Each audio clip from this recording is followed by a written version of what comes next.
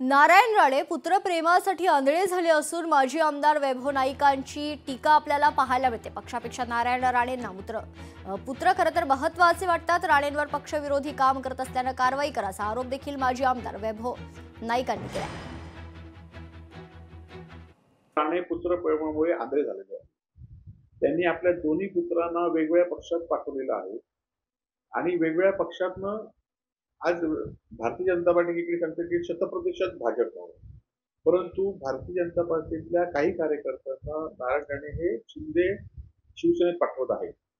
खरं तर याचे पुरावे अनेकांकडे आहेत, माझ्याकडे सुद्धा आहेत की भारतीय जनता पार्टीच्या कार्यकर्त्याला जर उमेदवारी सांगितली भारतीय जनता पार्टी तर कुडाळ मालवण मतदारसंघामध्ये राणेंचा फोन येतो आणि तुम्ही निलेशकडे जावा। म्हणजे काय की पक्षाकडे जाण्यापेक्षा काही लोकांना तिकडे पाठवतायत आणि भारतीय जनता पार्टीच्या केंद्रीय मंत्रीपद खासदार पदाच्या दृष्टीने भारतीय जनता पार्टी वाढवायची की आपल्या पुत्रप्रेमामुळे आंधळ व्हायचं आणि दुसऱ्या पक्षात पाठवायचं हा खरा तर विषय आहे। लोकशाही मराठी ऐका, पहा, जागरूक रहा।